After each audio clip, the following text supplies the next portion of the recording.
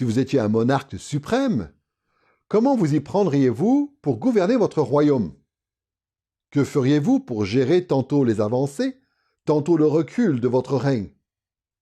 Comment traiteriez-vous les ennemis ou les alliés à l'extérieur de votre empire? Et comment agiriez-vous envers les traîtres ou les serviteurs fidèles à l'intérieur de votre royaume? Ce sont de bonnes questions à se poser quand on veut étudier l'Ancien Testament. En effet, l'Ancien Testament présente Dieu comme un roi suprême qui a l'intention de bâtir son royaume et de l'étendre jusqu'aux extrémités de la terre. L'histoire de ce royaume comporte des périodes d'avancée, mais aussi des périodes de recul. Il y a à la fois des ennemis et des alliés à l'extérieur du royaume, et il y a aussi des traîtres et des serviteurs fidèles à l'intérieur du royaume. Et donc, comment Dieu a-t-il voulu s'y prendre pour gouverner son royaume? Comment dirige-t-il la vie au sein de son royaume? La réponse de la Bible est la suivante. Dieu administre son royaume par des alliances. Ceci est la 3e leçon de la série sur le royaume, les alliances et le canon de l'Ancien Testament. Dans cette étude consacrée à l'Ancien Testament, nous sommes en train de voir que l'Ancien Testament est un livre qui parle du royaume de Dieu, un royaume que Dieu administre par des alliances qui à leur tour ont été expliquées et appliquées au peuple de Dieu dans les livres ou dans le canon de l'Ancien Testament. Cette leçon s'intitule « Les alliances de Dieu », car dans cette leçon, nous allons voir la façon dont Dieu a gouverné son royaume à travers différentes alliances qu'il a établies au fil de l'histoire de l'Ancien Testament. Et nous verrons aussi quel éclairage ces alliances peuvent avoir sur notre vie encore aujourd'hui. Nous allons étudier les alliances de Dieu en 4 étapes. D'abord, nous allons réfléchir à la relation fondamentale qui existe entre le royaume et les alliances de Dieu. Ensuite, nous examinerons l'histoire des alliances et de leur développement à différents stades de l'Ancien Testament. Troisièmement, nous verrons quels sont les rouages de l'alliance avec Dieu. Et enfin, quatrièmement, nous porterons notre attention sur le peuple des alliances de Dieu. Commençons par examiner le lien qui existe entre le royaume et les alliances de Dieu. Nous avons mentionné le fait que tout l'Ancien Testament était unifié par le thème de la venue du royaume de Dieu sur la terre, en vue d'y être déployé conformément à ce qu'il est au ciel. Dans la leçon qui nous intéresse maintenant, nous allons voir que le concept d'alliance est aussi au cœur de l'Ancien Testament. L'importance des alliances dans l'Ancien Testament apparaît de diverses manières. Par exemple, dans le fait que le terme qui est habituellement traduit par alliance, le mot bérit en hébreu, apparaît 287 fois dans le texte. La fréquence du terme alliance dans l'Ancien Testament, qui parle du royaume de Dieu, soulève donc une question importante. Quel est le rapport entre les alliances de Dieu et le royaume de Dieu? Quel lien y a-t-il entre ces deux notions bibliques fondamentales? Pour répondre à cette question, nous allons considérer 2 éléments en particulier. D'abord, nous allons mentionner quelques découvertes archéologiques récentes qui fournissent un contexte utile pour comprendre ce qu'est fondamentalement une alliance. Et ensuite, deuxièmement, nous verrons que ces découvertes apportent un éclairage sur la Bible, et notamment sur le lien entre le royaume de Dieu et les alliances de Dieu. Nous allons donc commencer tout simplement par nous intéresser à quelques découvertes archéologiques récentes qui peuvent nous aider dans notre étude des alliances bibliques. Une des choses les plus remarquables concernant l'Ancien Testament, c'est que ce n'est pas un conte de fées. Les événements que nous rapportent ces textes ont réellement eu lieu dans l'espace et dans le temps, dans le monde ancien du Moyen-Orient. Et ce qui est passionnant aujourd'hui, quand on étudie l'Ancien Testament, c'est qu'on a le privilège d'en savoir beaucoup plus sur le monde antique de la Bible grâce aux recherches archéologiques modernes. Nous en savons beaucoup plus que les chrétiens qui nous ont précédés. Et par conséquent, notre compréhension de l'Ancien Testament s'en trouve souvent enrichie. Et ce constat, on peut le faire notamment lorsqu'il s'agit de comprendre les alliances dans l'Ancien Testament. Au siècle dernier, Beaucoup de découvertes ont été faites concernant les cultures qui environnaient autrefois le peuple d'Israël.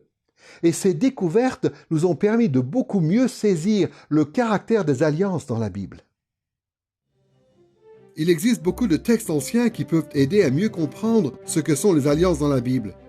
Mais pour ce qui concerne cette leçon, nous allons surtout nous attacher à un ensemble d'écrits que l'on appelle les traités de vassalité, et qui servaient autrefois à établir les conditions de la relation entre un suzerain et son vassal.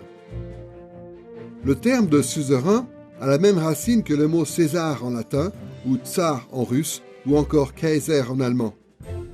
Le sens est simplement empereur, et le terme vassal signifie serviteur, ou plus précisément dans ce cas, serviteur de l'empereur. Un traité de vassalité était donc un accord international conclu entre un grand empereur ou un suzerain d'une part, et un moindre roi ou une moindre nation d'autre part.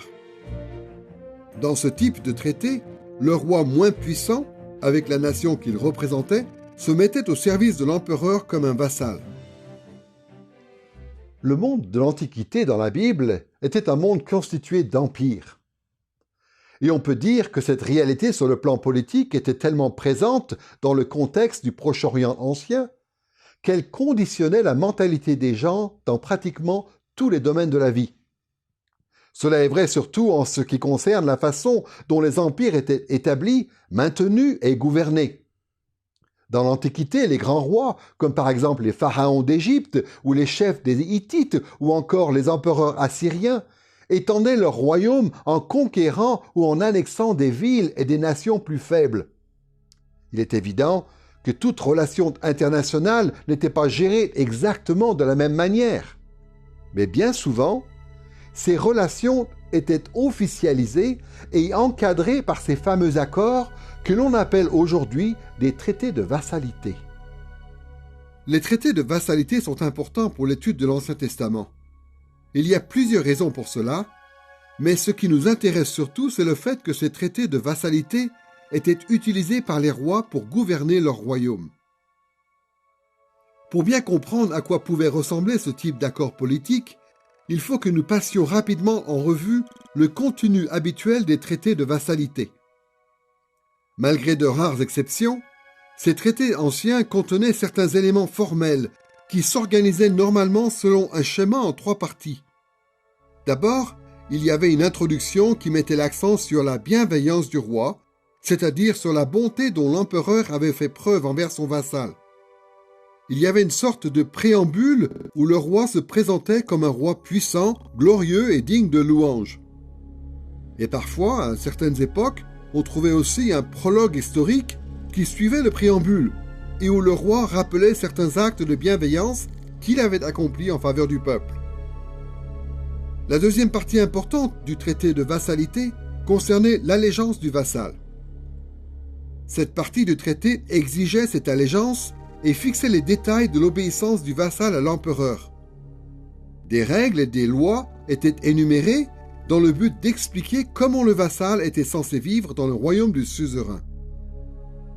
Enfin, la troisième partie importante du traité de vassalité présentait les conséquences qu'entraînerait soit l'allégeance, soit l'insoumission du vassal. Aux serviteurs fidèles, il était promis des bénédictions ou des récompenses futures, tandis qu'aux serviteurs infidèles, l'empereur promettait des malédictions ou des châtiments de diverses sortes. Ces traités contenaient encore d'autres éléments intéressants. Par exemple, on y trouvait des dispositions pour que les documents du traité soient préservés. Et on y invoquait aussi comme témoins de l'accord des divinités pour qu'elles veillent sur les différentes parties qui étaient représentées et qu'elles fassent en sorte que les clauses du traité ne tombent pas en oubli. Mais le cœur du traité de vassalité peut se résumer à ceci. Un roi puissant déclare sa bienveillance envers un roi ou une nation plus faible.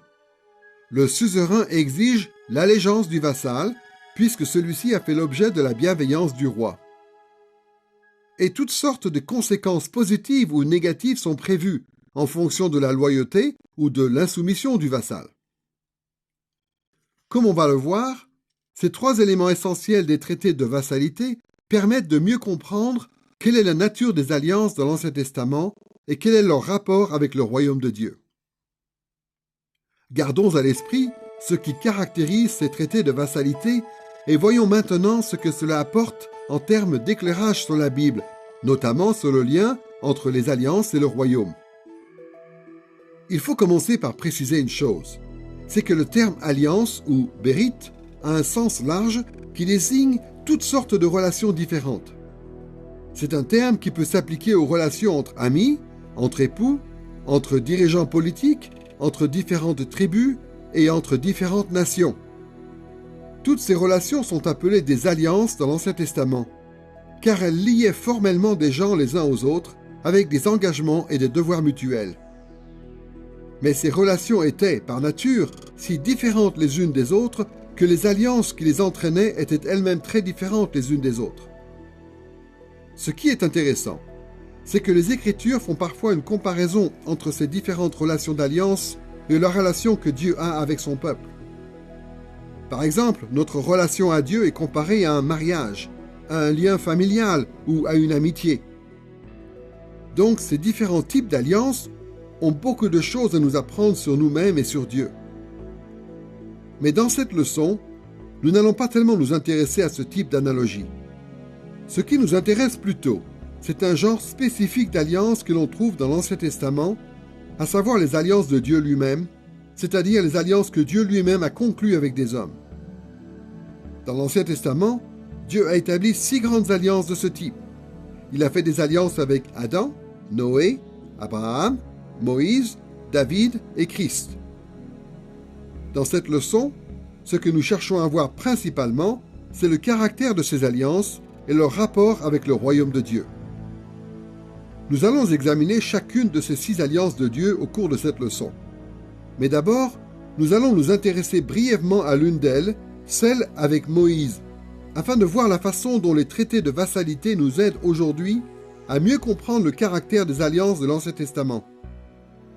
L'alliance avec Moïse convient particulièrement bien à cet exercice, puisque Dieu a permis qu'on en sache beaucoup plus sur cette alliance que sur n'importe quelle autre alliance dans l'Ancien Testament.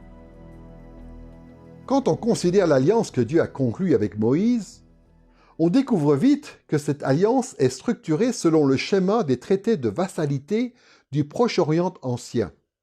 L'alliance avec Moïse présente les mêmes 3 éléments que ceux qu'on a mentionnés pour ces autres traités. Cette similarité va nous aider à comprendre que fondamentalement, les alliances de Dieu sont le moyen par lequel Dieu, en tant que grand roi d'Israël, a voulu gouverner son royaume. Prenons un passage en particulier qui révèle bien cette similarité.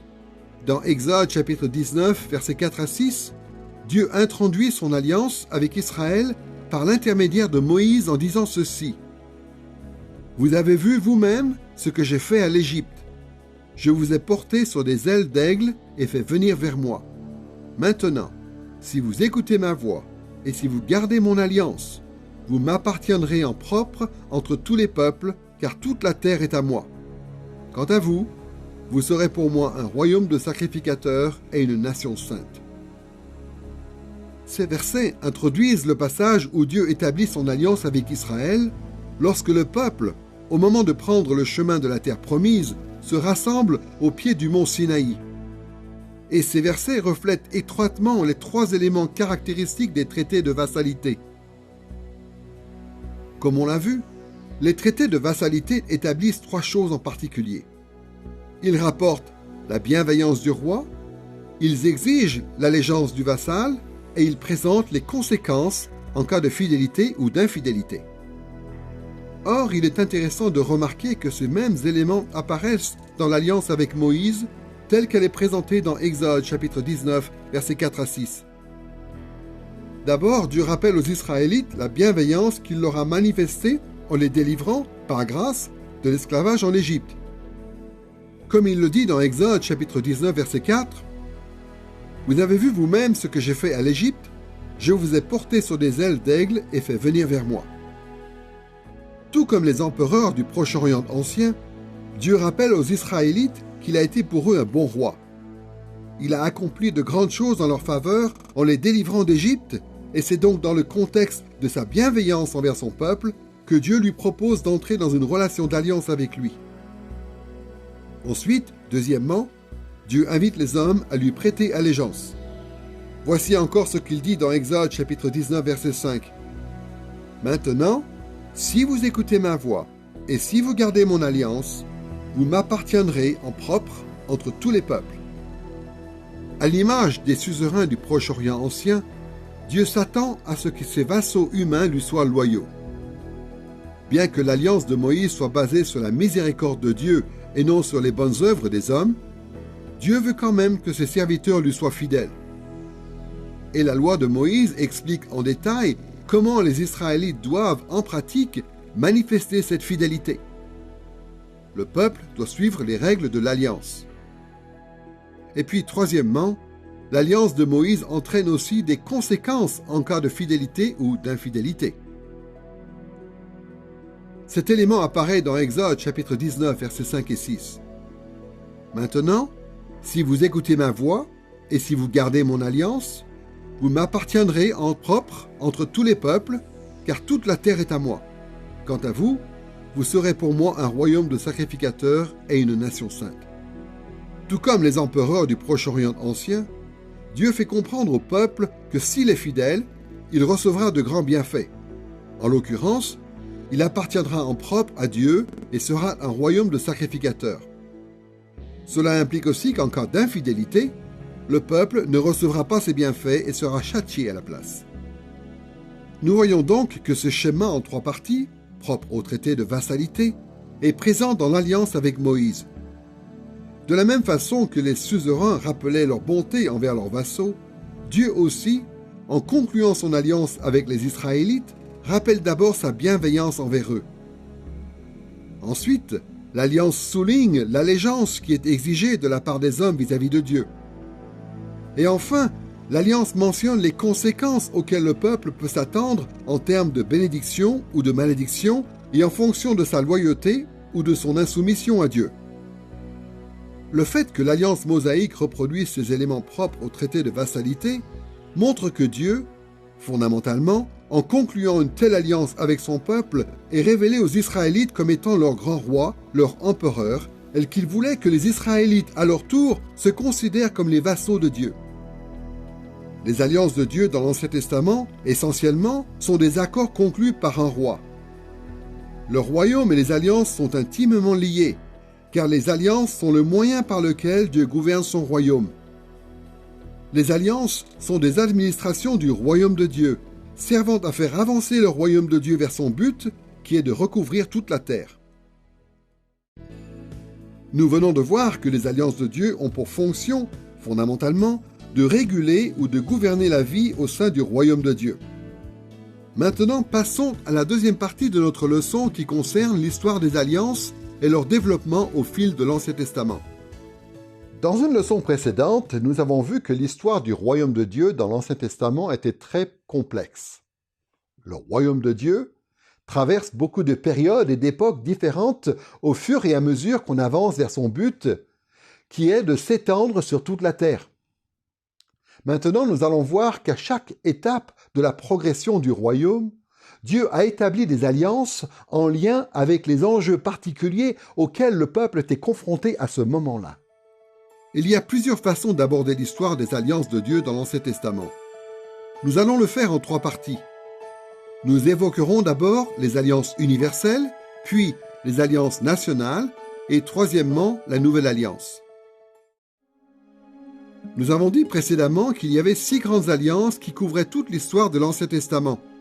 Les alliances de Dieu avec Adam, Noé, Abraham, Moïse, David et Christ. Nous allons répartir ces 6 alliances en 3 groupes qui vont correspondre en fait à la façon dont nous avons découpé l'histoire du royaume dans la leçon précédente. Nous allons donc parler des alliances universelles avec Adam et Noé pendant la période dite primitive de l'histoire.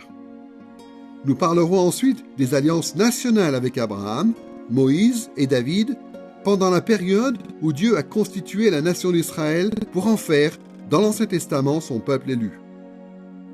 Et nous parlerons enfin de la nouvelle alliance en Christ, telle que la révèle l'Ancien Testament. Pour étudier cette question des alliances de Dieu, Nous allons donc examiner ces trois groupes d'alliances et voir comment ces alliances sont apparues dans l'histoire de l'Ancien Testament. Commençons par les alliances universelles que Dieu a faites pendant la période primitive. Les alliances faites avec Adam et avec Noé sont dites universelles parce qu'elles concernent Dieu et toute l'humanité. Pendant la période primitive, où ces alliances ont été établies, Dieu n'avait pas encore identifié Israël comme étant son peuple élu. Ce qu'on trouve à la place, c'est Adam et Noé, qui représentent tous les hommes issus de toute tribu et de toute nation. Par conséquent, ce qui arrive à Adam et à Noé implique tous les autres êtres humains qui vont venir après eux. Ces alliances universelles servent à gouverner ou à administrer le royaume de Dieu pendant cette période primitive. Pendant cette période-là, Dieu a mis en place les dispositions les plus basiques qui devaient régler la relation de Dieu avec tout le genre humain à toute époque. Nous allons examiner ces alliances universelles dans l'ordre chronologique en prenant d'abord l'alliance avec Adam, puis celle avec Noé. Commençons donc par l'alliance de Dieu avec Adam. Comme nous le savons tous, Adam est le premier être humain que Dieu a créé, et donc, lorsqu'on parle de l'alliance avec Adam, il est question de la période de l'histoire des hommes la plus ancienne que l'on puisse imaginer. Et donc, il n'est pas surprenant de constater que dans la Bible, l'alliance avec Adam concerne plusieurs éléments qui sont vraiment à la base et au fondement de la vie humaine. L'alliance avec Adam nous est décrite dans les textes relatifs à la création du monde dans les 3 premiers chapitres de la Genèse. Alors avant d'aller plus loin, il faut préciser que tous les chrétiens ne sont pas forcément d'accord avec l'idée que Dieu a établi une alliance formelle avec Adam. Ceux qui désapprouvent cette idée fondent généralement leur avis sur le fait que le terme « alliance » n'apparaît pas dans les 3 premiers chapitres de la Genèse. Et certains affirment même que la structure basique des alliances de Dieu est absente de ces chapitres. Pourtant, il y a 3 indices importants qui font penser que Dieu a bel et bien établi une alliance avec Adam en tant que représentant de l'humanité. D'abord, comme on le verra un peu plus tard dans cette leçon, les éléments de base que l'on trouve habituellement dans les alliances de Dieu sont bien présents dans Genèse chapitre 1 à 3. Il est question en effet de la bienveillance de Dieu, de l'allégeance des hommes et des conséquences en cas de fidélité ou d'infidélité. Un deuxième indice qui montre que Dieu a bien établi une alliance avec Adam se trouve dans Osée chapitre 6 verset 7 où il est dit ceci. « Mais vous, tout comme Adam, ou comme l'humanité, ce que permet la traduction, vous avez transgressé l'alliance, là, vous m'avez trahi. » Ce passage compare le péché d'Israël avec le péché d'Adam dans le Jardin d'Éden, en utilisant l'expression « transgresser l'alliance » pour décrire les deux situations. Le peuple d'Israël a transgressé l'alliance, tout comme l'a fait Adam dans le Jardin d'Éden. Et le troisième indice qui montre que Dieu a bien établi une alliance avec Adam se trouve dans Genèse, chapitre 6, verset 18. Genèse, chapitre 6, verset 18, est l'endroit de la Bible où le terme « alliance » apparaît pour la première fois. Dans ce passage, Dieu dit ceci à Noé. « Avec toi, j'établirai mon alliance. » Ce passage est intéressant, parce que l'expression qui est traduite ici par « j'établirai » ne signifie pas normalement démarrer ou initier une alliance, mais plutôt confirmer une alliance qui déjà existe. L'alliance avec Noé est présente ici comme le renouvellement ou la confirmation d'une alliance qui existe déjà, à savoir l'alliance que Dieu a faite avec Adam.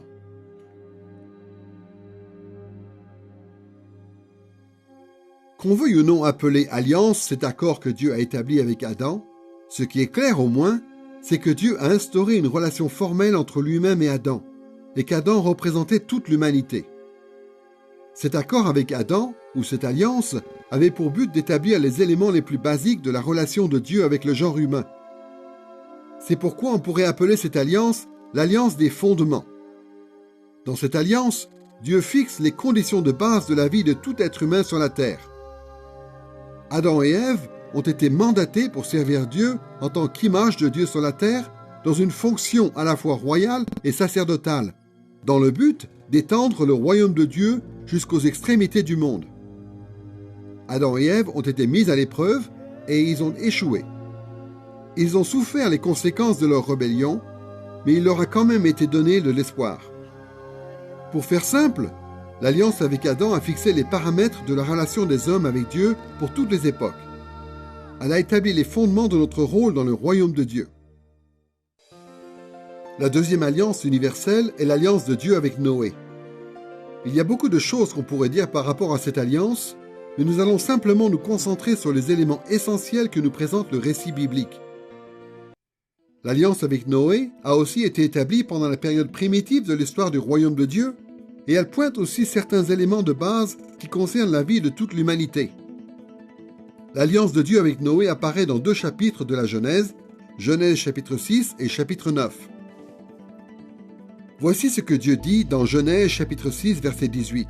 « Avec toi, j'établirai mon alliance.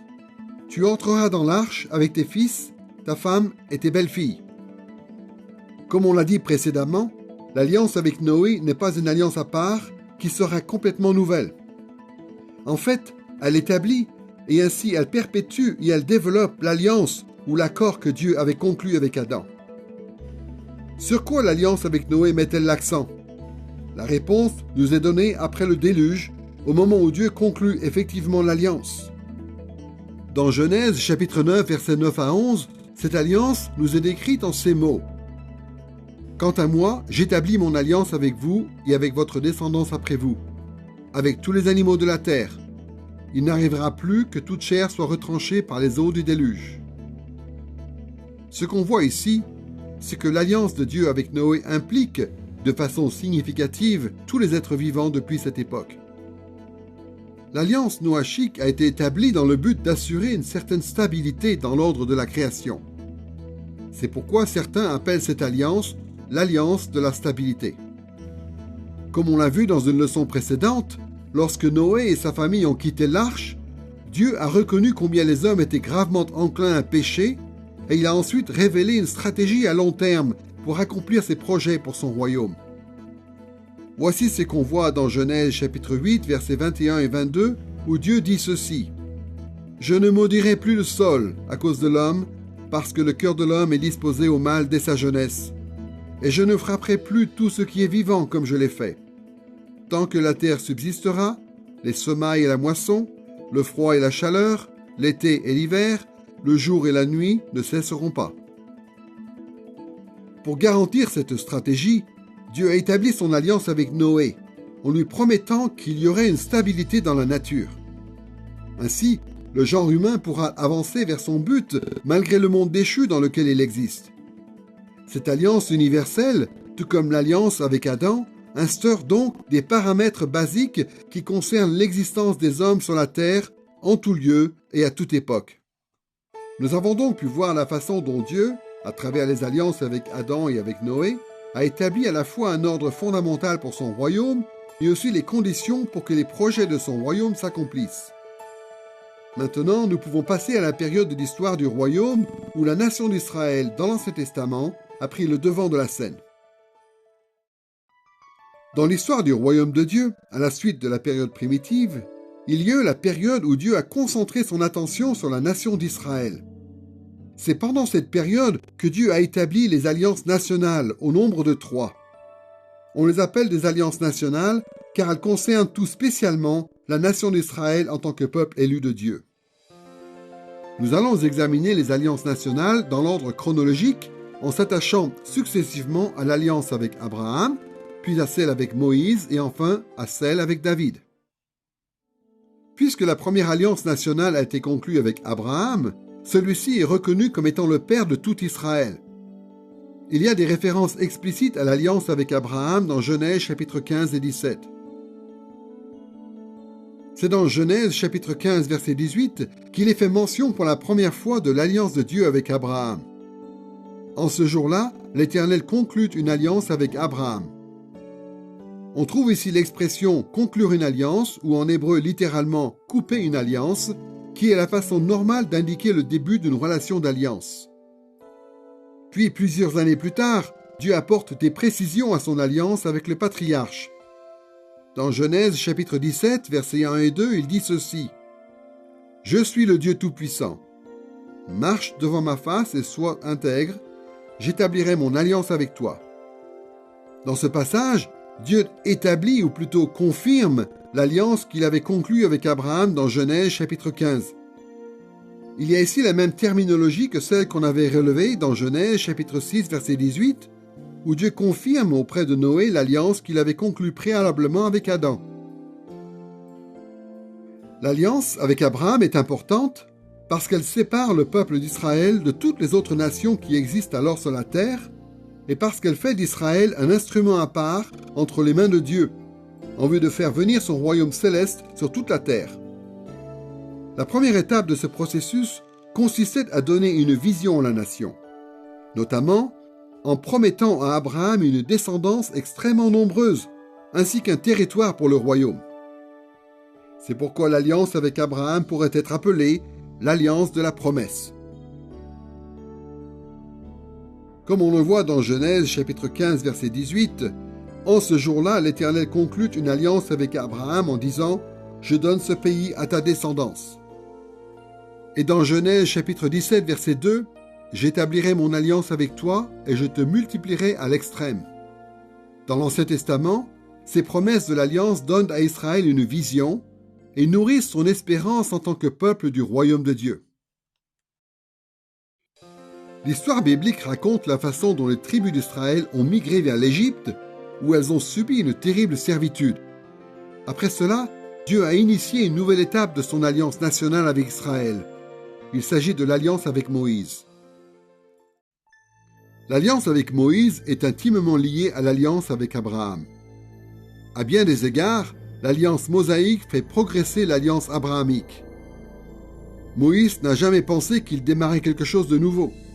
Au contraire, Moïse en appelait souvent à l'alliance avec Abraham pour justifier son propre ministère dans le royaume.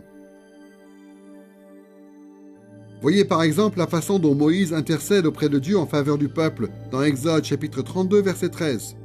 « Souviens-toi d'Abraham, d'Isaac et d'Israël, tes serviteurs, auxquels tu as dit, en faisant un serment par toi-même, « Je multiplierai votre descendance comme les étoiles du ciel. Je donnerai à votre descendance tout ce pays dont j'ai parlé, et ils en hériteront pour toujours. » L'alliance avec Moïse, qui a une portée nationale, n'est pas une alliance complètement nouvelle qui serait destinée à remplacer celle avec Abraham. En fait, l'alliance avec Moïse s'appuie sur et s'harmonise avec l'alliance nationale que Dieu avait faite avec Abraham. Le passage principal qui rapporte la façon dont Dieu conclut son alliance avec Israël par l'intermédiaire de Moïse se trouve dans Exode, chapitre 19 à 24. Dieu assemble les 12 tribus au pied du mont Sinaï. Il est en train de façonner Israël pour en faire un peuple à part entière, une nation unifiée politiquement. Le peuple de Dieu avait connu des règles et des lois avant l'époque de Moïse, mais comme toute la nation nouvellement constituée, il y a une chose dont Israël a particulièrement besoin, c'est un véritable système de lois, un code législatif destiné à gouverner la vie de la nation. Et donc, Dieu donne à Israël les 10 commandements et le livre de l'Alliance pour guider la nation. C'est pourquoi l'alliance avec Moïse est parfois appelée l'alliance de la loi. En fait, l'alliance avec Moïse met tellement l'accent sur la loi que lorsque le peuple d'Israël a accepté d'entrer dans cette alliance, cet engagement a pris la forme d'un engagement vis-à-vis de la loi de Dieu. Dans Exode chapitre 19, versets 7 et 8, il nous est dit ceci. « Moïse mit devant eux toutes ces paroles, comme l'Éternel le lui avait ordonné. Tout le peuple unanime répondit, « Nous ferons tout ce que l'Éternel a dit. » Il y a donc une deuxième alliance nationale faite avec la nation d'Israël, qui est cette alliance avec Moïse, une alliance qui met l'accent sur la loi de Dieu. Nous passons maintenant à l'alliance qui a été faite à l'époque du roi David, quand Israël est devenu un grand empire. L'alliance avec David était aussi une alliance nationale, et donc elle était à son tour intimement liée à l'alliance faite précédemment avec Moïse. Dans 2 Chroniques, chapitre 6, verset 16, le roi Salomon affirme clairement que les promesses que Dieu a faites à David sont conditionnées à la fidélité à la loi de Moïse. Dans ce passage, nous lisons ceci. Maintenant, Éternel, Dieu d'Israël, observe à l'égard de ton serviteur, mon père David, ce que tu lui avais dit.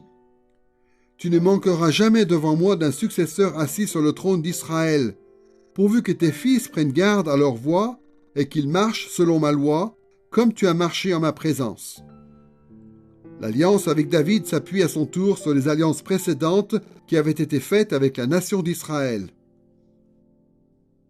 On ne sait pas exactement à quel moment, dans la vie de David, Dieu a formellement établi cette alliance, mais il y a un passage qui énonce explicitement le contenu de l'alliance avec David. Il s'agit du psaume 89. Dans psaume 89, versets 4 à 5, la promesse que Dieu fait à David est présentée en ces termes. « J'ai conclu une alliance avec mon élu. J'ai fait un serment à David, mon serviteur. J'affermirai ta descendance pour toujours et bâtirai ton trône de génération en génération. » Ce passage montre que l'alliance avec David avait pour objet la royauté en Israël. Plus précisément, dans cette alliance, il était promis à David que sa lignée constituerait pour toujours la dynastie qui régnerait en Israël. Quand David est devenu le roi du peuple de Dieu, il a été un instrument de bénédiction pour la nation, en faisant d'Israël un grand empire. C'est-à-dire que David a conduit le royaume dans une étape supplémentaire de son développement. Et pour garantir la pérennité de cette bénédiction, Dieu a instauré une stabilité à ce niveau-là, à travers la promesse d'une succession permanente des rois, c'est-à-dire la promesse d'une dynastie. On peut donc appeler cette alliance nationale avec David l'alliance de la royauté. Maintenant que nous comprenons mieux ce que sont les alliances universelles et les alliances nationales, passons à l'alliance qui encadre la dernière étape de l'histoire du royaume de Dieu, à savoir la nouvelle alliance. En plus de ces 5 alliances que nous venons d'examiner, les prophètes de l'Ancien Testament parlent encore d'une autre alliance qui devait venir à la dernière étape de l'histoire du royaume de Dieu. D'après les prophètes, cette alliance devait être meilleure que toutes les alliances qui l'ont précédée. Il y a beaucoup de passages dans la Bible qui mentionnent la nouvelle alliance, notamment ces 2 passages très importants, Jérémie chapitre 31 et Ézéchiel chapitre 37. En effet, il est question de cette nouvelle alliance dans Jérémie chapitre 31 verset 31, où il est dit ceci. « Voici que les jours viennent, oracle de l'Éternel, où je conclurai avec la maison d'Israël et la maison de Juda une alliance nouvelle. » Et à plusieurs reprises, le prophète Ézéchiel parle de cette même alliance en disant que ce sera une alliance éternelle de paix. C'est ce qu'on voit par exemple dans Ézéchiel chapitre 37 verset 26. Je conclurai avec eux une alliance de paix, et il y aura une alliance éternelle avec eux. Je les établirai, je les multiplierai, et j'établirai mon sanctuaire au milieu d'eux pour toujours. Et comme tous les chrétiens le savent, quand l'apôtre Paul rappelle aux Corinthiens les paroles que Jésus a prononcées à l'occasion du dernier repas, il dit clairement que cette nouvelle alliance, cette alliance éternelle de paix, a été réalisée en Christ. Paul mentionne ces paroles du Seigneur dans 1 Corinthiens chapitre 11 verset 25. Cette coupe est la nouvelle alliance en mon sang. Faites ceci en mémoire de moi toutes les fois que vous en boirez. À travers cette nouvelle alliance en Christ, Dieu administre son royaume pendant la dernière étape de son histoire, ce que nous appelons la période du Nouveau Testament. Les dispositions de la nouvelle alliance sont destinées à gouverner le peuple de Dieu pendant la période où Dieu achève les projets de son royaume, des projets qu'il avait fixés pendant la période primitive et qu'il avait commencé à réaliser à travers la nation d'Israël. Ainsi, la nouvelle alliance peut être appelée avec raison l'alliance de l'accomplissement. Cette alliance de l'accomplissement doit gouverner le peuple de Dieu le jour où son exil sera achevé et où Dieu étendra son royaume jusqu'aux extrémités de la terre.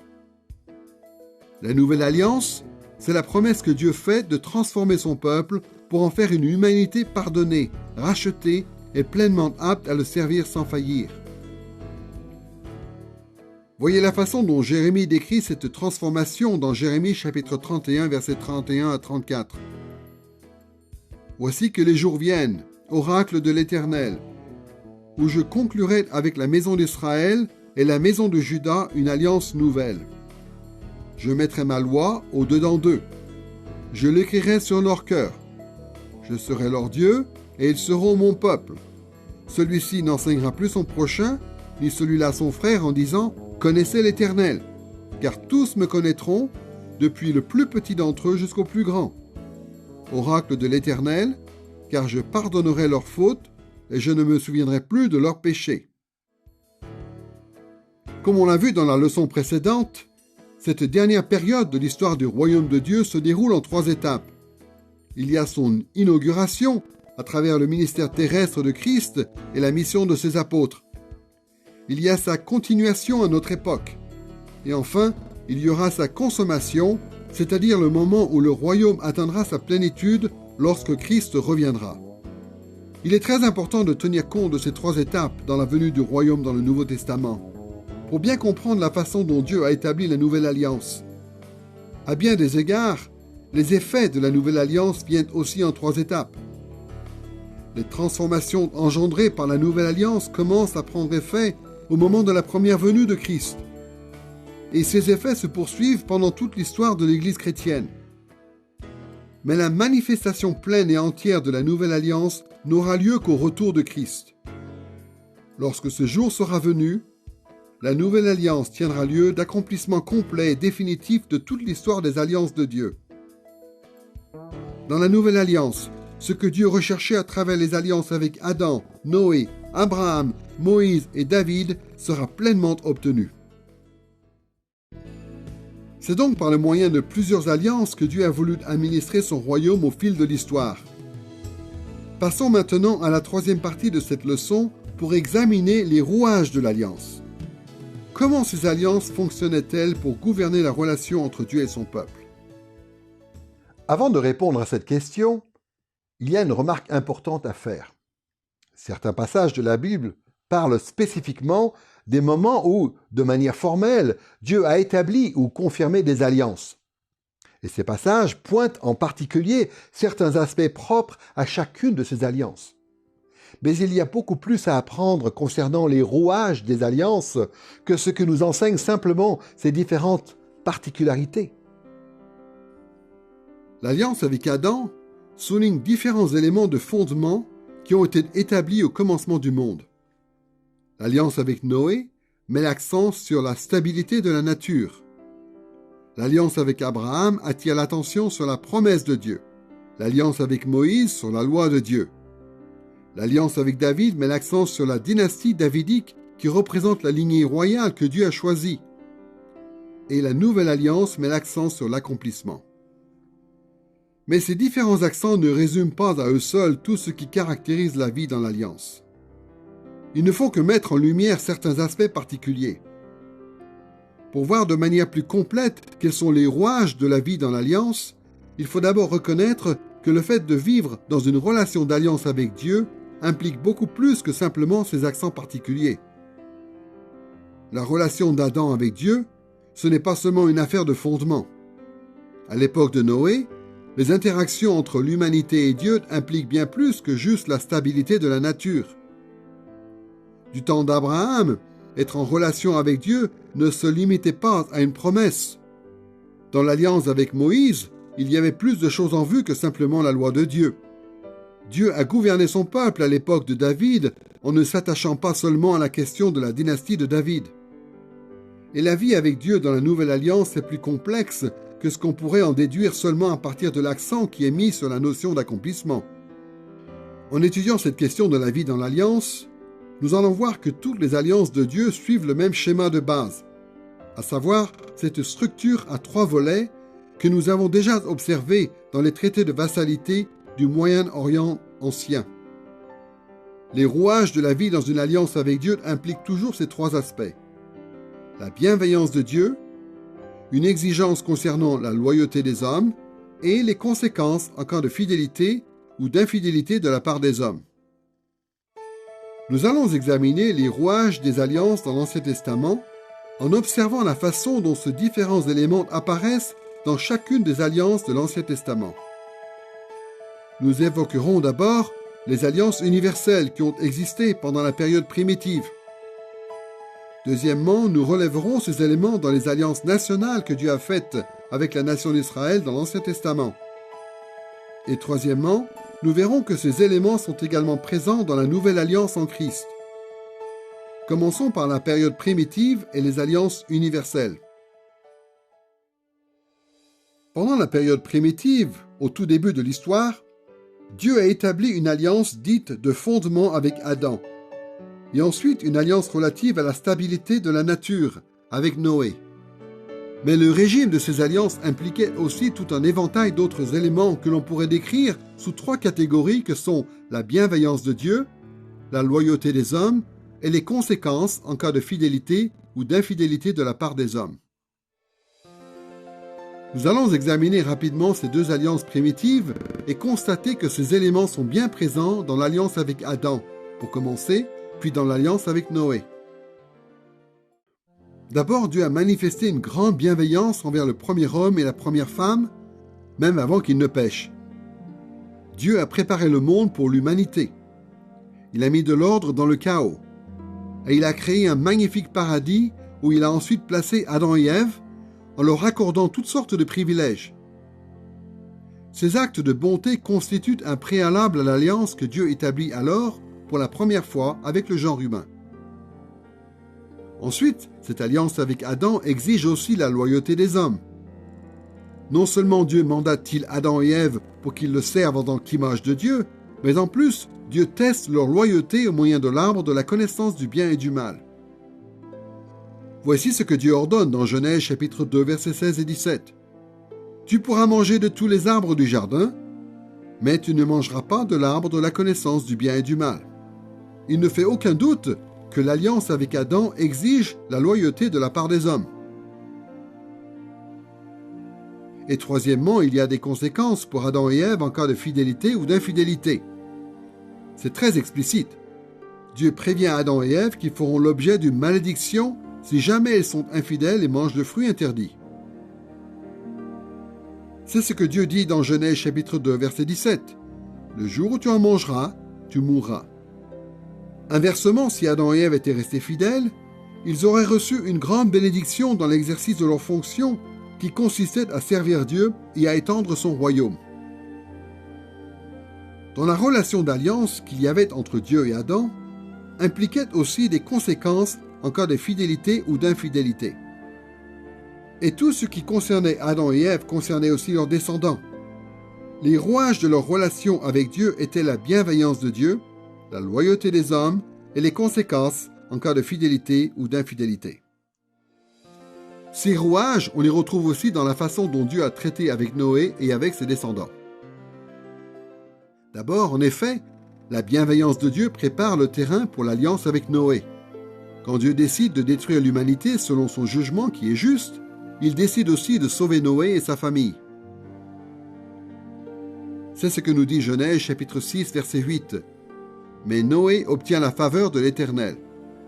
Dieu a fait preuve d'une grande bonté envers Noé et sa famille. Ensuite, deuxièmement, Dieu exige la loyauté de la part de Noé. Il lui ordonne de construire l'arche et de rassembler les animaux.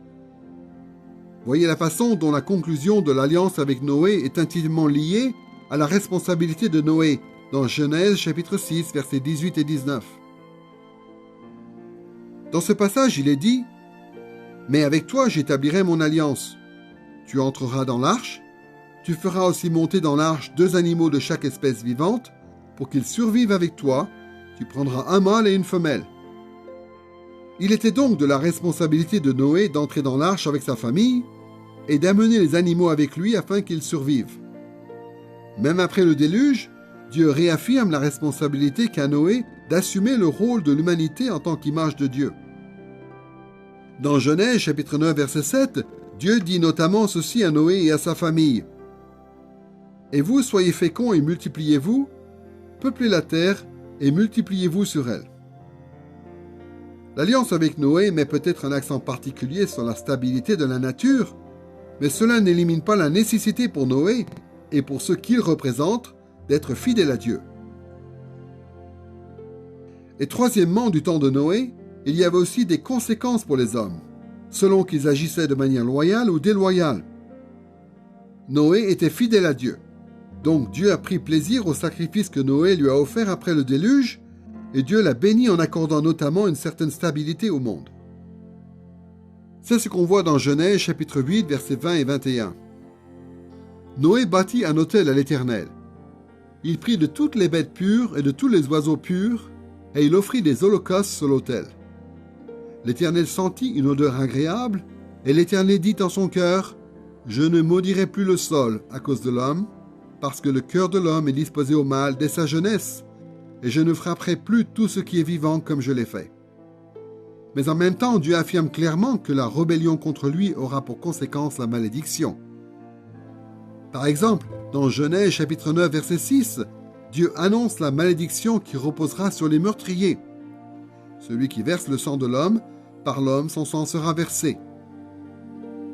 Ces trois aspects de l'alliance se sont appliqués aussi aux descendants de Noé.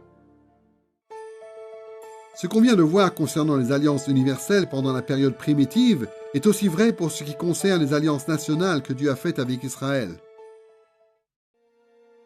L'alliance abrahamique qui met l'accent sur la promesse, l'alliance mosaïque qui met en avant la loi, et l'alliance davidique qui insiste sur la dynastie perpétuelle de la maison de David suivent tout le schéma des traités de vassalité. Les rouages typiques des alliances sont à chaque fois présents dans ces différentes étapes de la relation de Dieu avec son peuple. La bienveillance de Dieu, la loyauté des hommes et les conséquences en cas de fidélité ou d'infidélité. Comme d'habitude, nous allons nous intéresser à ces alliances dans l'ordre où elles apparaissent. D'abord Abraham, puis Moïse et enfin David. L'alliance avec Abraham met l'accent sur la promesse d'une descendance nombreuse et d'un territoire pour le peuple d'Israël. Mais les trois rouages typiques de l'alliance sont également présents pendant cette période. D'abord, Dieu a fait preuve d'une grande bienveillance envers Abraham. Par exemple, lorsque Dieu appelle Abraham la première fois, bien des années avant la conclusion de l'alliance, Dieu a manifesté à l'égard d'Abraham une grande bonté. Voyez ce que Dieu dit dans Genèse chapitre 12, verset 2. « Je ferai de toi une grande nation et je te bénirai, je rendrai ton nom grand, deviens donc une source de bénédiction. » Tout au long de sa vie, Abraham a fait l'objet de la miséricorde de Dieu. Dieu lui a pardonné ses péchés, il l'a compté comme juste et il l'a protégé du danger. Deuxièmement, Dieu a aussi exigé la loyauté de la part du patriarche. Même dans l'appel initial que Dieu lui adresse, Dieu exige d'Abraham qu'il lui obéisse.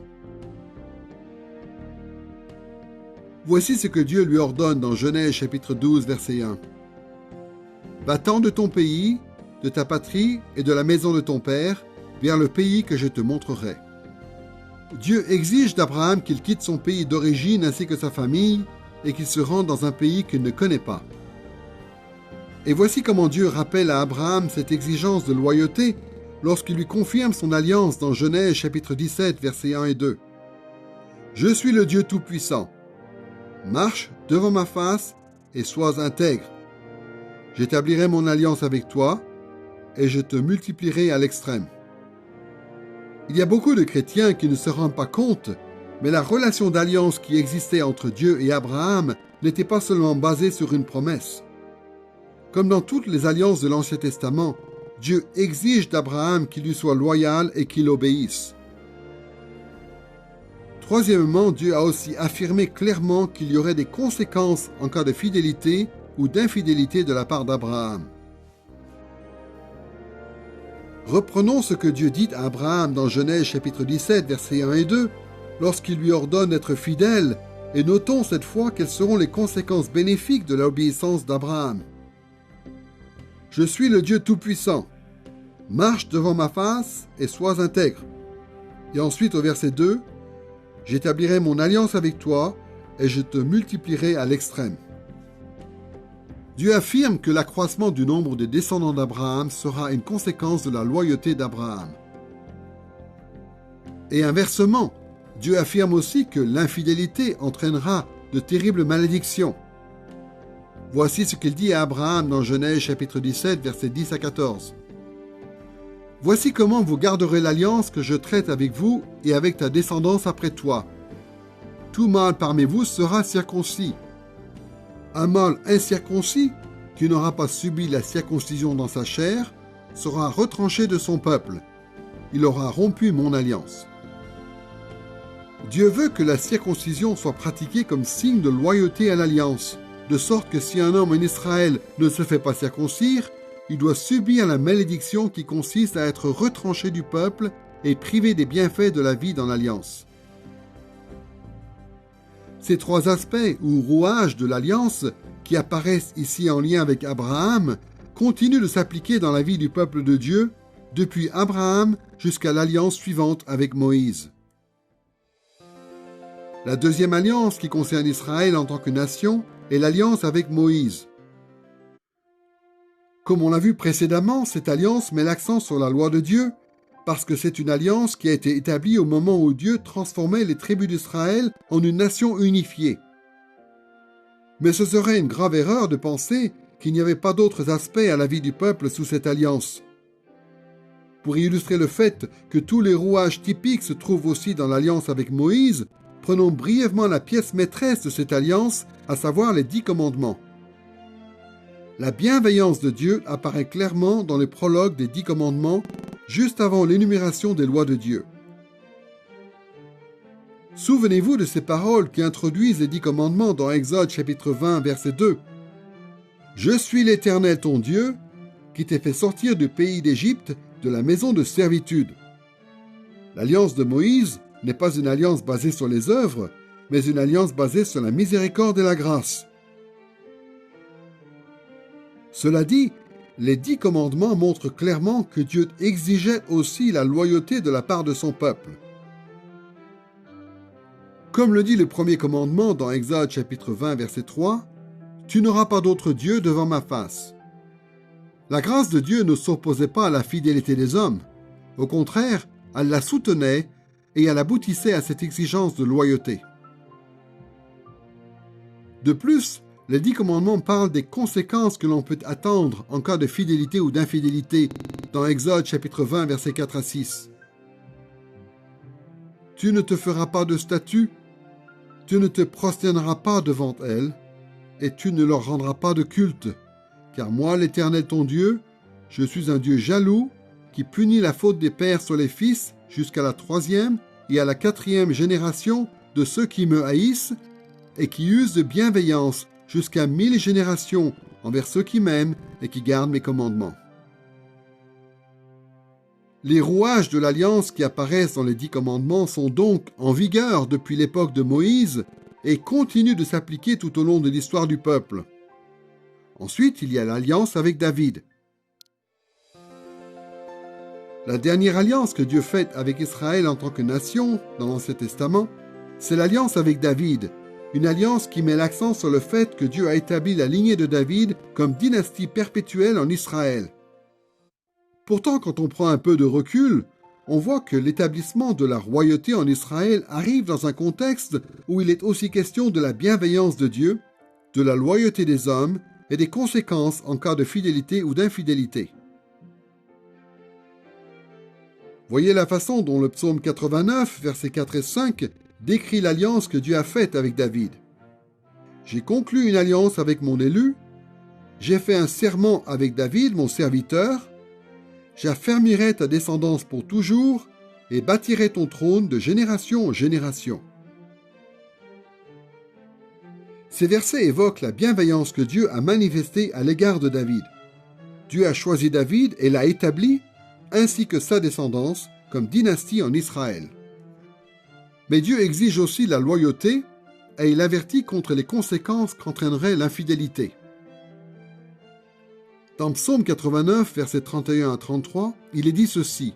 « Si ses fils abandonnent ma loi et ne marchent pas selon mes ordonnances, j'interviendrai contre leur révolte avec un bâton, contre leur faute par des coups. » Si les fils de David abandonnent la loi de Dieu, ils seront sévèrement punis. Inversement, il y aura de grandes bénédictions pour les fils de David qui demeurent fidèles à Dieu. Et quand on lit le récit de l'histoire d'Israël depuis l'époque de David jusqu'à la fin de l'Ancien Testament, il apparaît clairement que ces différents rouages ont opéré dans la vie du peuple de l'Alliance. On voit donc que ces trois aspects ou rouages des alliances de Dieu sont présents dans chaque étape de l'histoire d'Israël dans l'Ancien Testament. Nous avons donc pu observer les rouages des alliances, qu'il s'agisse des alliances universelles ou des alliances nationales.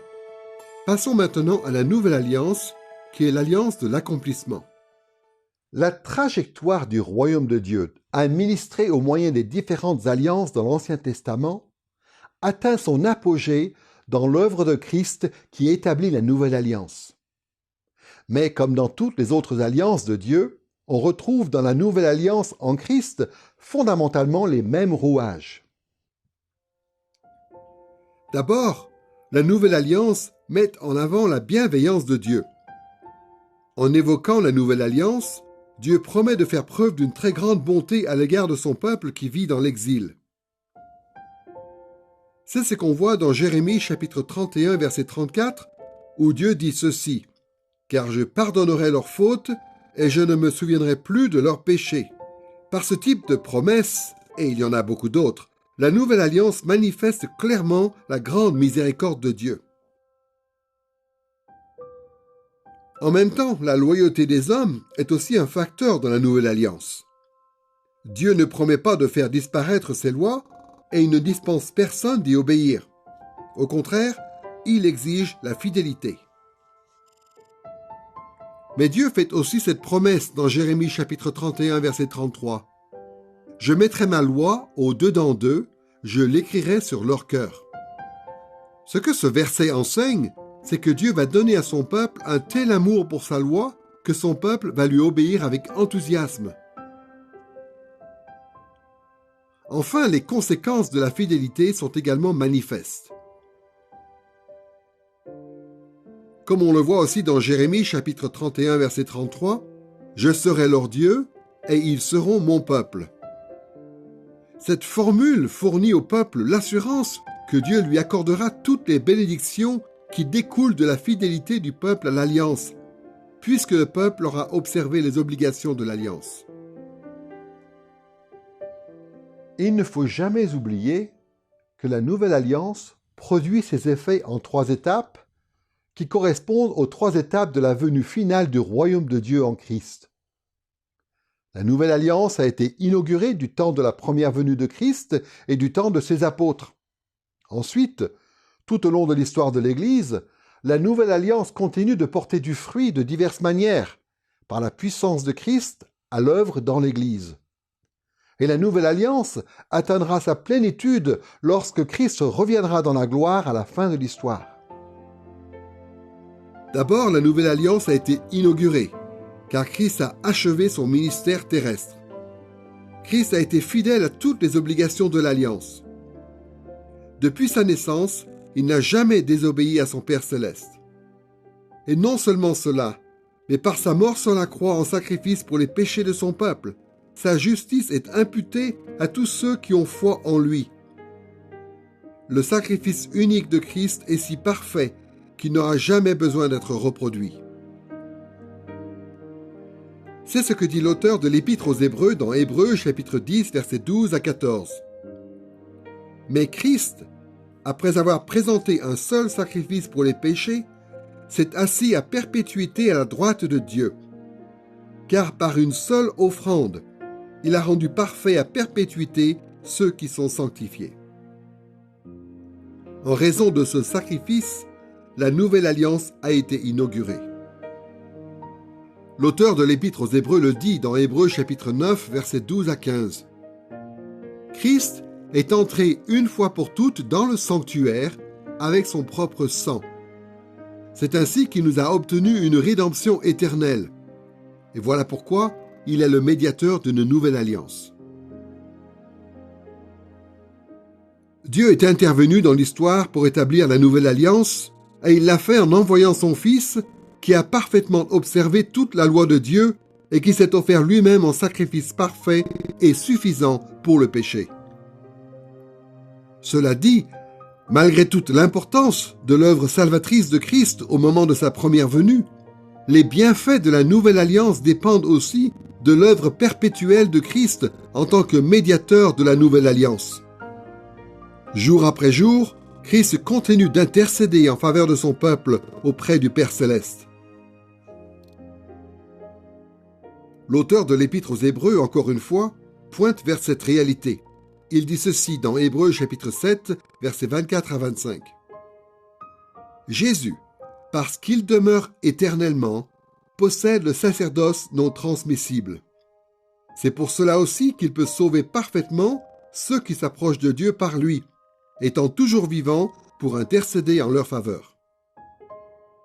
Christ règne et il intercède en notre faveur.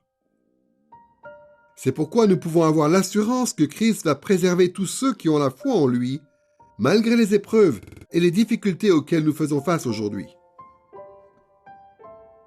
Et enfin, puisque Christ a payé pour nos péchés, et puisqu'il continue d'intercéder en notre faveur, nous pouvons être certains qu'il reviendra un jour pour parachever l'accomplissement des promesses de la nouvelle alliance.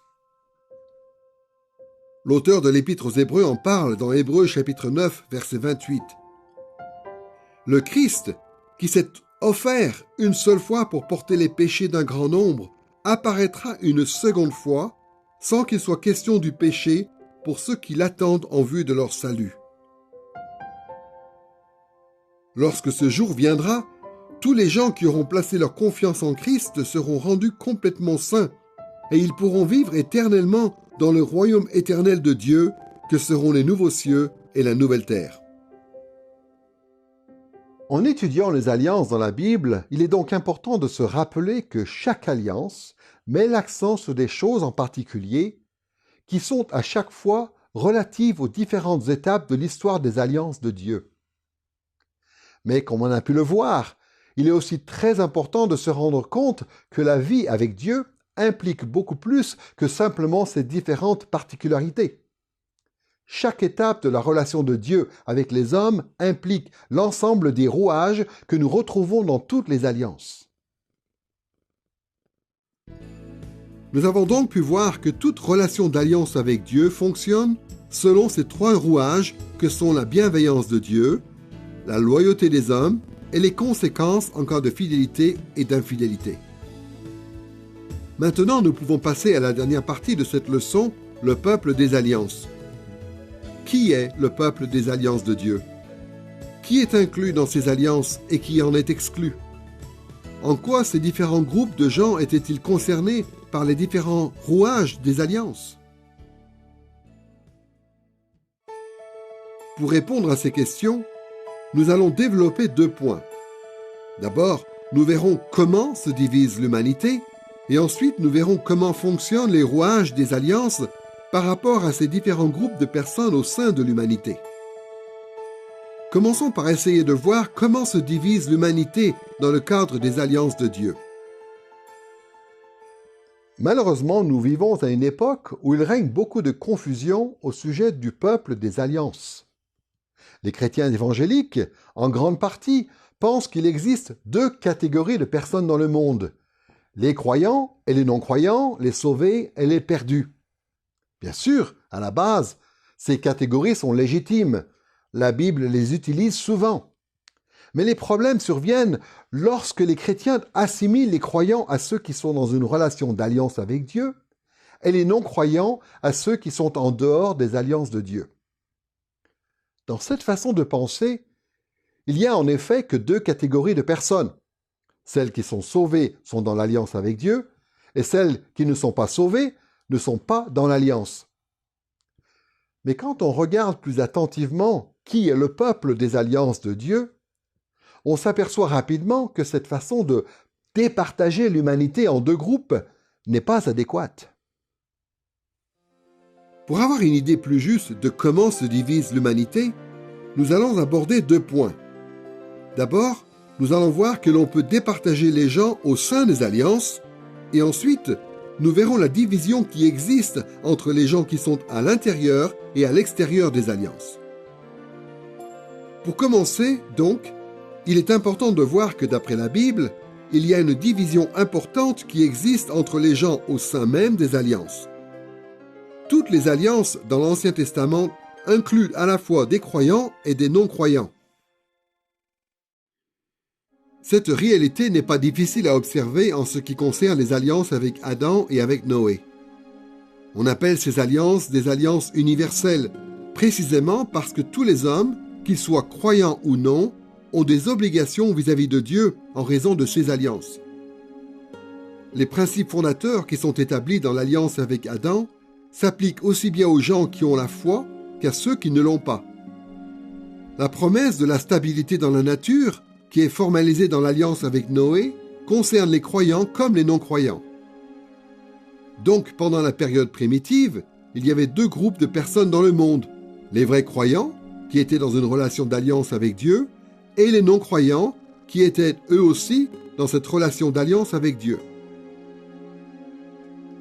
On observe quelque chose de similaire en ce qui concerne les alliances nationales que Dieu a conclues avec Abraham, avec Moïse et avec David. Chacune de ces alliances inclut également des croyants et des non-croyants. Comme on le découvre dans l'Ancien Testament, les Israélites se sont révélés au fil des siècles être en majorité des non-croyants, même s'ils étaient dans une relation d'alliance avec Dieu. Au sein de cette nation qui était tout entière le peuple de l'alliance de Dieu, certains seulement avaient une foi authentique et donc étaient sauvés de leurs péchés pour l'éternité. Donc les alliances nationales avec Israël incluent à la fois des croyants et des non-croyants. Ainsi, on peut dire que le peuple des alliances nationales avec Israël ressemble, dans sa composition, au peuple des alliances universelles avec Adam et avec Noé. Considérons maintenant le peuple de l'alliance dans la nouvelle alliance. Ici, il y a une difficulté.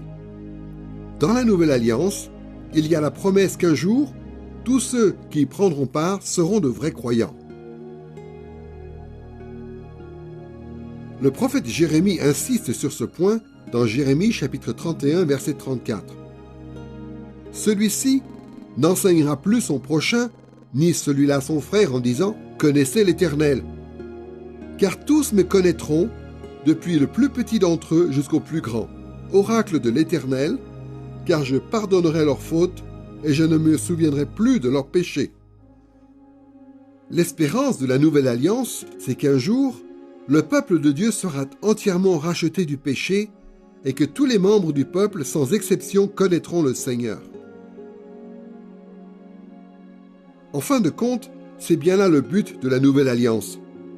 Mais n'oublions pas que le royaume de Dieu dans la nouvelle alliance s'établit en 3 étapes. Il y a eu l'inauguration du royaume de Dieu lors de la première venue de Christ. Il y a maintenant sa continuation à travers l'Église au fil de l'histoire. Et il y aura sa consommation, c'est-à-dire le moment où le royaume atteindra sa plénitude lorsque Christ reviendra dans la gloire. Autrement dit, l'espérance de la nouvelle alliance ne s'est pas soudainement ou entièrement réalisée lorsque Christ est venu pour la première fois sur la terre. Par conséquent, jusqu'au jour où Christ reviendra pour parachever son œuvre de salut, il y aura dans la nouvelle alliance à la fois des croyants et des non-croyants. D'une part, le peuple de la nouvelle alliance inclut des hommes et des femmes qui ont réellement placé leur foi en Christ. Qu'ils soient d'origine juive ou non juive, ce sont des vrais croyants, rachetés par le sang de Christ et justifiés pour l'éternité par le moyen de la foi. Mais d'autre part, le peuple de la nouvelle alliance inclut aussi ces juifs et ces non-juifs qui ne sont pas de vrais croyants, mais qui ont fait l'expérience d'un certain nombre des bienfaits de la nouvelle alliance, bien qu'il n'ait pas la foi qui sauve. Voyez la façon dont l'apôtre Jean parle des non-croyants dans l'Église dans 1 Jean chapitre 2 verset 19. Ils sont sortis de chez nous, mais ils n'étaient pas des nôtres, car s'ils avaient été des nôtres, ils seraient demeurés avec nous, mais de la sorte, il est manifeste que tous ne sont pas des nôtres. L'apôtre ici parle de gens qui quittent la foi chrétienne. Dans un certain sens, il dit que ces gens étaient chez nous, c'est-à-dire qu'ils faisaient partie de l'Église chrétienne. Mais il dit aussi qu'en renonçant à la foi, ces gens ont montré qu'ils n'étaient pas en fait des nôtres, c'est-à-dire qu'ils n'étaient pas de vrais croyants. Et comment l'apôtre peut-il l'affirmer ? Parce que s'ils avaient été des nôtres, comme le dit l'apôtre, ils seraient demeurés avec nous. C'est-à-dire qu'ils seraient restés fidèles jusqu'à la fin. tout le monde sait que sur les registres des églises, figurent des gens qui sont vraiment sauvés de leurs péchés et d'autres qui ne le sont pas. Personne ne prétend que tous les gens que l'on compte aujourd'hui comme faisant partie du peuple de la Nouvelle Alliance sont vraiment sauvés. Bien qu'on ne puisse pas toujours distinguer les vrais croyants des faux, d'après l'Ancien Testament, il est clair que jusqu'au retour de Christ, l'Église, c'est-à-dire la communauté de la Nouvelle Alliance, est composée à la fois de croyants authentiques et de non-croyants. En deuxième lieu, il nous faut tenir compte d'une autre division importante qui existe entre les gens qui sont à l'intérieur et à l'extérieur de certaines alliances. Nous avons déjà dit que tout le monde était inclus dans les alliances universelles faites avec Adam et avec Noé. Personne n'est exclu de ce qui a été établi par ces alliances, à savoir certains fondements pour le monde et la stabilité de la nature. Mais la situation des hommes a changé lorsque Dieu a choisi Israël pour être son peuple. Lorsque la nation d'Israël a été sélectionnée pour être le peuple de l'alliance de Dieu, les choses se sont compliquées. Nous avons déjà vu que les alliances avec Abraham, avec Moïse et avec David incluaient à la fois des croyants et des non-croyants. Mais ces alliances ont été faites avec un groupe de personnes en particulier, à savoir les Israélites, ainsi que quelques non-juifs qui avaient été intégrés dans le peuple d'Israël. Ce que cela veut dire, c'est que globalement, les nations des non-juifs étaient exclues de ces alliances. Certes, tous les hommes, y compris les non-juifs, font partie des alliances universelles, mais les non-juifs ne font pas partie des alliances nationales faites avec Israël. Voici la façon dont l'apôtre Paul décrit la situation des non-juifs d'Éphèse lorsqu'ils n'étaient pas encore croyants. Dans Éphésiens chapitre 2 verset 12, il dit « Vous étiez en ce temps-là sans Christ, privés du droit de cité en Israël, étrangers aux alliances de la promesse, sans espérance et sans Dieu dans le monde. » Les gens qui étaient en dehors des alliances nationales avec Israël étaient sans Dieu et sans espérance. Donc à partir de l'époque des alliances nationales, il y a en fait 3 catégories de personnes dans le monde. Celles qui sont dans les alliances de Dieu avec Israël en tant que croyants, celles qui sont dans les alliances de Dieu avec Israël en tant que non-croyants, et celles qui sont en dehors des alliances. Cette même répartition des gens en 3 groupes perdure dans la Nouvelle Alliance. Comme on l'a vu, jusqu'au retour glorieux de Christ, la Nouvelle Alliance inclut à la fois des croyants et des non-croyants. Mais non seulement il existe ces 2 catégories de personnes à l'intérieur de la Nouvelle Alliance, il y a aussi une 3e catégorie de personnes à l'extérieur. Ce sont les hommes et les femmes qui rejettent l'Évangile, ceux qui ne prétendent pas être des chrétiens, ceux qui ne font pas partie de l'Église. Ceux-là sont exclus de la Nouvelle Alliance. Dans l'Ancien Testament, à l'époque des alliances nationales avec Israël, ceux qui n'étaient pas dans l'alliance étaient principalement des non-juifs. Mais maintenant que Christ est venu, ceux qui ne font pas partie de la Nouvelle Alliance sont à la fois des juifs et des non-juifs. Ce qui les caractérise, c'est qu'ils n'ont aucun attachement à Christ ou à son Église. On peut donc voir que d'après les Écritures, l'humanité se divise de différentes manières en fonction des alliances de Dieu. Les alliances universelles incluent tout le monde, aussi bien les croyants que les non-croyants. Les alliances nationales excluent la grande majorité des non-juifs, mais incluent en même temps au sein d'Israël à la fois des croyants et des non-croyants. Jusqu'à ce que Christ revienne dans la gloire et purifie son Église, la Nouvelle Alliance exclut quant à elle les Juifs et les non-Juifs qui ne prennent aucune part à la foi chrétienne, et elle inclut en même temps des Juifs et des non-Juifs qui sont, pour certains, des croyants et pour d'autres, des non-croyants. Nous venons de voir comment se divise l'humanité en fonction des différentes alliances de Dieu. Passons maintenant à la question de savoir comment fonctionnent les rouages des alliances par rapport à ces différents groupes de personnes. Comment ces différents groupes sont-ils concernés par la bienveillance de Dieu, l'exigence de loyauté de la part des hommes et les conséquences en cas de fidélité et d'infidélité? Quand on lit l'Ancien Testament, quand on cherche à en comprendre le sens originel, Et quand on cherche à appliquer ces textes aujourd'hui, il est important de tenir compte du fait que les Israélites de l'Ancien Testament qui lisaient ces textes à l'origine et les chrétiens qui lisent ces mêmes textes aujourd'hui sont confrontés à la même division de l'humanité en 3 catégories.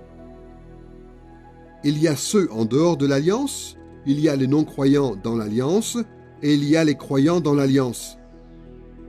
Et donc, si l'on veut comprendre comment fonctionnent les rouages de l'Alliance, ce que ces rouages impliquaient pour les gens dans l'Ancien Testament, et comment rapprocher ces enseignements de notre contexte actuel, il est important de garder à l'esprit qu'il existe ces 3 catégories de gens dans le monde.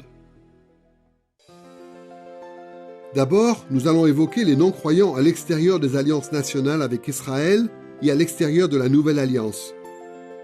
Puis nous évoquerons les non-croyants à l'intérieur des alliances nationales avec Israël et à l'intérieur de la Nouvelle Alliance. Et enfin, troisièmement, nous évoquerons les croyants à l'intérieur des alliances nationales avec Israël et à l'intérieur de la Nouvelle Alliance. Pour commencer donc, réfléchissons à la façon dont les rouages des alliances fonctionnent par rapport aux non-croyants qui sont à l'extérieur des alliances avec Israël et à l'extérieur de la Nouvelle Alliance.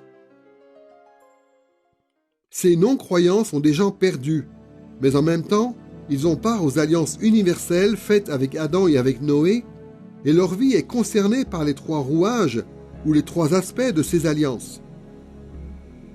D'abord, tous les non-croyants font l'expérience de la bonté de Dieu, à travers le type de miséricorde que Dieu exerce envers tous les hommes.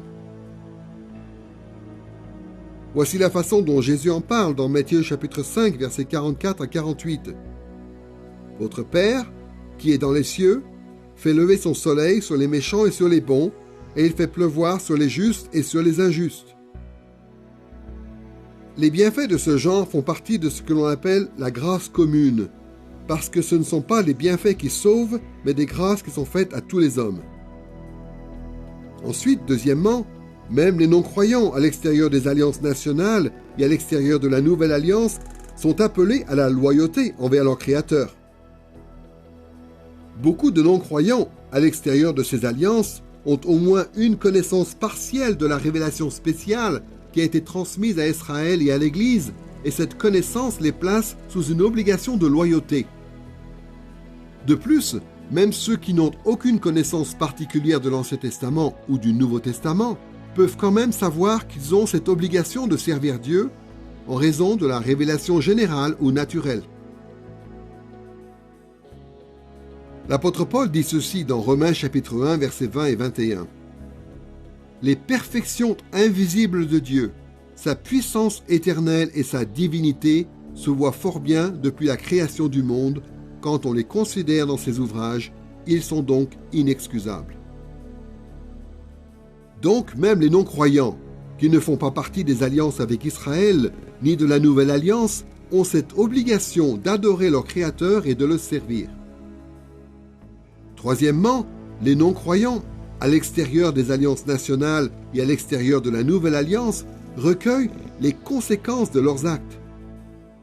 Parfois, Dieu accorde des bienfaits temporaires aux non-croyants quand ils vivent selon la vérité. Même quand on est non-croyant, la sagesse a ses avantages.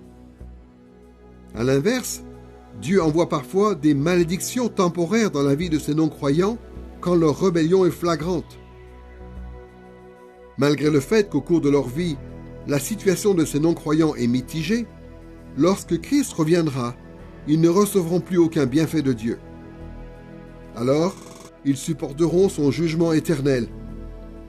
Voilà comment fonctionnent les rouages des alliances, en l'occurrence des alliances universelles, par rapport aux non-croyants qui étaient à l'extérieur des alliances nationales avec Israël, et aujourd'hui, par rapport aux non-croyants qui sont à l'extérieur de la Nouvelle Alliance. Intéressons-nous maintenant à la deuxième catégorie de personnes dans le monde, à savoir les non-croyants à l'intérieur des alliances avec Israël et à l'intérieur de la Nouvelle Alliance. Comment fonctionnent les rouages des alliances par rapport à eux? Pour commencer, Dieu a beaucoup plus exercé sa bonté et sa miséricorde envers ces gens-là qu'envers ceux qui demeurent à l'extérieur de ces alliances. Certes, ils n'ont pas reçu la grâce qui sauve, puisqu'ils ne sont pas de vrais croyants. Mais dans l'Ancien Testament, il y a quand même de grands avantages à faire partie d'Israël, tout comme il y a de grands avantages aujourd'hui à faire partie de l'Église du Nouveau Testament. L'apôtre Paul évoque les avantages qui résultent du fait d'appartenir aux alliances de Dieu lorsqu'il décrit un certain nombre de bienfaits que les Israélites, y compris les non-croyants, avaient reçus. Dans Romains chapitre 9, verset 4, il dit ceci: « Aux Israélites appartiennent l'adoption, la gloire, les alliances, la loi, le culte, les promesses. » Dieu exerce une plus grande miséricorde envers les non-croyants qui sont dans une relation d'alliance avec lui qu'envers les non-croyants qui sont en dehors de ces alliances. Dans l'Ancien Testament, il y a des Juifs non-croyants qui ont été délivrés d'Égypte, qui ont reçu la loi de Dieu au Sinaï, qui ont pris possession de la terre promise, qui ont bénéficié des règnes successifs de David et de ses fils.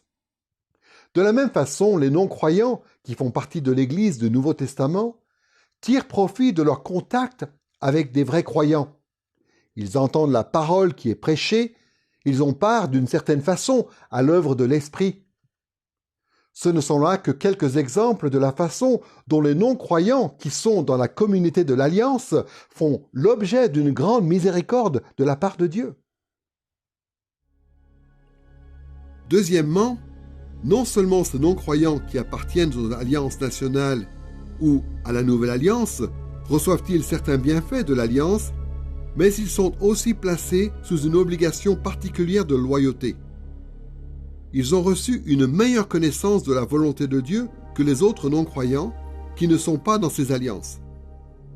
Et donc, ils sont tenus d'autant plus de faire preuve d'obéissance et de dévouement. Jésus le résume sous cette formule dans Luc chapitre 12, verset 48. « On demandera beaucoup à qui l'on a beaucoup donné. Ceux qui entendent la vérité de la parole de Dieu, ceux qui connaissent ses voies, ont pour devoir d'être fidèles à Dieu. »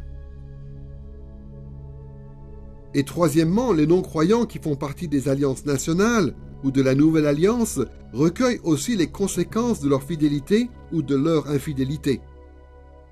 D'une part, il y a des bénédictions et des malédictions plus grandes pour eux au cours de leur vie. Des bénédictions et des malédictions temporaires de différentes sortes.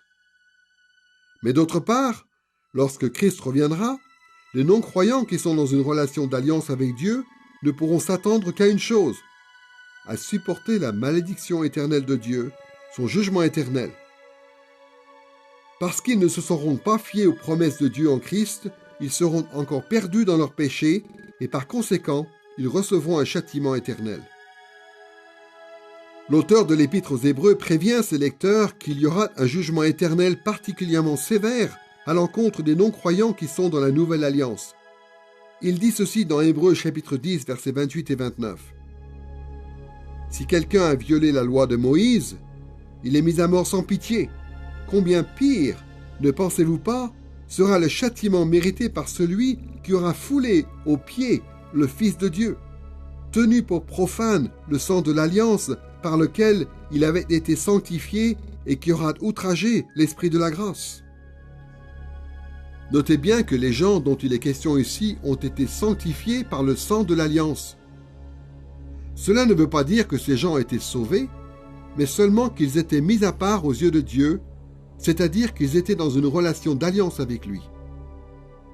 Et donc, quand ces gens se rebellent contre Dieu, il n'y a qu'une seule chose qu'ils peuvent attendre en retour, à savoir le jugement éternel de Dieu, le jugement que Dieu réserve à ses ennemis. Et c'est un jugement d'autant plus sévère que la miséricorde dont ces gens faisaient l'objet était grande. Pour ce qui est des non-croyants qui sont dans les alliances nationales ou dans la Nouvelle Alliance, les rouages que sont les bienfaits de Dieu, la loyauté des hommes et les conséquences en cas de fidélité ou d'infidélité fonctionnent donc de manière augmentée en quelque sorte. Mais en fin de compte, si ces non-croyants ne se repentent pas et s'ils n'ont pas la vraie foi, ils supporteront de toute façon le jugement éternel de Dieu. La troisième catégorie de personnes dont nous devons tenir compte lorsque nous lisons l'Ancien Testament et lorsque nous cherchons à en tirer des applications pour aujourd'hui Ce sont les croyants à l'intérieur de l'Alliance, c'est-à-dire les gens qui appartiennent vraiment à Dieu et qui sont destinés de manière irrévocable à la vie éternelle en Christ. La bienveillance de Dieu exercée en faveur des vrais croyants est absolument incommensurable. Elle inclut le pardon des péchés et la communion éternelle avec Dieu. Comme le dit l'apôtre Paul dans Romains chapitre 8, versets 1 et 2, « Il n'y a donc maintenant aucune condamnation pour ceux qui sont en Christ Jésus. En effet, la loi de l'Esprit de vie en Christ Jésus m'a libéré de la loi du péché et de la mort. » En même temps, bien que nous ne soyons plus sous la condamnation de la loi de Dieu, nous sommes appelés à être loyaux et obéissants par reconnaissance à Dieu pour ce qu'il a fait pour nous en Christ. C'est la raison pour laquelle l'apôtre Paul, dans Romains chapitre 8, verset 7, dresse un contraste entre les croyants et les non-croyants en disant ceci. Les tendances de la chair sont ennemies de Dieu parce que la chair ne se soumet pas à la loi de Dieu. À l'inverse, la personne qui aime Dieu désire se soumettre à sa loi. Et donc, dans Romains chapitre 8, versets 12 et 13, Paul ajoute ceci. « Ainsi donc, frères, nous sommes débiteurs, mais non de la chair, pour vivre encore selon la chair, faites mourir les actions du corps. » Autrement dit, les croyants ont une obligation, celle de vivre différemment des non-croyants, c'est-à-dire de se soumettre à la loi de Dieu, non pas dans le but de gagner le salut, mais dans le but d'honorer Dieu. Tout comme les Israélites de l'Ancien Testament, les chrétiens doivent suivre les règles de l'Écriture, ce qui est une autre façon d'éprouver et de manifester leur foi. Les vrais croyants, dans l'Ancien Testament, devaient montrer leur foi en obéissant à la loi de Moïse. Dans Deutéronome chapitre 8, verset 2, Moïse dit ceci au peuple. « Tu te souviendras de tout le chemin que l'Éternel ton Dieu t'a fait faire pendant ces 40 années dans le désert, afin de t'humilier et de t'éprouver, pour reconnaître ce qu'il y avait dans ton cœur et si tu observerais ses commandements, oui ou non. » Dans le Nouveau Testament, les chrétiens sont appelés à ce même genre de mise en épreuve. Comme le dit l'apôtre Paul dans 2 Corinthiens, chapitre 13, verset 5. « Examinez-vous vous-même pour voir si vous êtes dans la foi. Éprouvez-vous vous-même. Ne reconnaissez-vous pas que Jésus-Christ est en vous, à moins peut-être que l'épreuve ne soit pour vous un échec? » Christ, en tant que Fils de Dieu, a vécu une vie de parfaite obéissance, et sa justice nous a été imputée de sorte que notre salut éternel est certain. Mais dans notre vie quotidienne, nous devons manifester le salut que Dieu nous a accordé. Ce qui explique cette exhortation de Paul dans Philippiens chapitre 2 verset 12. « Mettez votre salut en action avec crainte et tremblement. » Troisièmement, les vrais croyants dans l'Ancien Testament comme dans le Nouveau Testament reçoivent les conséquences de leur fidélité ou de leur infidélité. D'un côté, les vrais croyants reçoivent des bénédictions et des malédictions temporaires de la part de Dieu. Il y a au moins les bénédictions du Saint-Esprit. Non seulement cela, mais souvent, Dieu accorde aussi des bénédictions matérielles à son peuple. Mais il y a aussi l'inverse. L'auteur de l'Épître aux Hébreux explique à ses lecteurs que Dieu éduque ses vrais enfants par le moyen de la correction. Il dit ceci dans Hébreux chapitre 12 verset 6. « Le Seigneur corrige celui qu'il aime, et frappe de verge tout fils qu'il agrée. » Malgré cette expérience mitigée au cours de la vie présente, il y a, à la fin, une grande différence entre les non-croyants dans l'Alliance et les vrais croyants dans l'Alliance. Il n'y a qu'une seule issue finale pour ceux qui ont la foi qui sauve. Lorsque Christ reviendra dans la gloire, les vrais croyants ne feront l'expérience que des bénédictions éternelles de Dieu. Comme on le voit dans Apocalypse chapitre 21 verset 7, où il est dit ceci, « Tel sera l'héritage du vainqueur. Je serai son Dieu, et il sera mon fils. » En poursuivant notre étude de l'Ancien Testament à travers cette série de leçons, il est très important que nous nous souvenions de la façon dont l'humanité se divise en 3 groupes. et que nous nous souvenions aussi de la façon dont les rouages des alliances fonctionnent par rapport à ces trois groupes. En considérant la distinction qui existe entre les non-croyants à l'extérieur des alliances nationales et de la nouvelle alliance, les non-croyants à l'intérieur de ces alliances et les croyants à l'intérieur de ces alliances, nous serons à même de mieux comprendre les implications pratiques de l'Ancien Testament pour les Israélites qui ont reçu ces textes à l'origine, et de mieux comprendre aussi comment l'Ancien Testament s'applique à notre vie aujourd'hui. Tout l'Ancien Testament exhorte ses lecteurs d'origine à considérer leur statut vis-à-vis des alliances de Dieu. Et nous devons faire la même chose aujourd'hui. De page en page, l'Ancien Testament appelle les non-croyants à l'extérieur des alliances d'Israël à se soumettre à Dieu et à rejoindre les alliances, sinon à subir le jugement éternel de Dieu. L'Ancien Testament adresse le même message aujourd'hui à ceux qui sont à l'extérieur de la Nouvelle Alliance. De même, l'Ancien Testament appelle les non-croyants à l'intérieur des alliances nationales d'Israël, tout comme les non-croyants à l'intérieur de la Nouvelle Alliance, à avoir foi en les promesses de Dieu en Christ, sinon à subir le jugement sévère de Dieu dans l'éternité pour avoir violé cette relation d'alliance qu'ils avaient avec Dieu.